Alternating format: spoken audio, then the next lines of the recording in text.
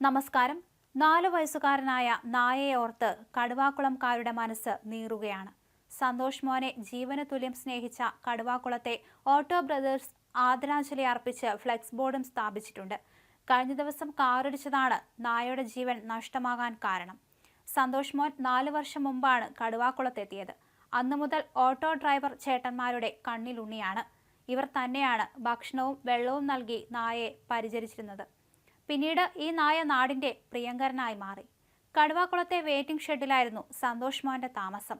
എന്നാൽ ബസ് കാത്തു നിൽക്കുന്ന ആരെയും ഉപദ്രവിക്കില്ല. ഒരു വളർത്തുനായയെ സ്നേഹിക്കുന്നത് പോലെ തന്നെ ഭക്ഷണവും ചികിത്സയും എല്ലാം നൽകിയാണ് സന്തോഷ് മോനെ സ്നേഹിച്ചത്.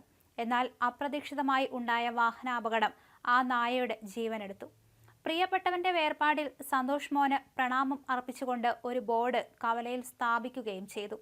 ഇതുവഴി കടന്നു പോകുന്ന മറ്റ് സ്ഥലത്തു നിന്നുള്ള യാത്രക്കാർക്ക് ബോർഡ് കൗതുകം ആകുമ്പോഴും കടുവാക്കുളത്തെ ജനങ്ങൾക്കത് നൊമ്പരമായി മാറുകയാണ്.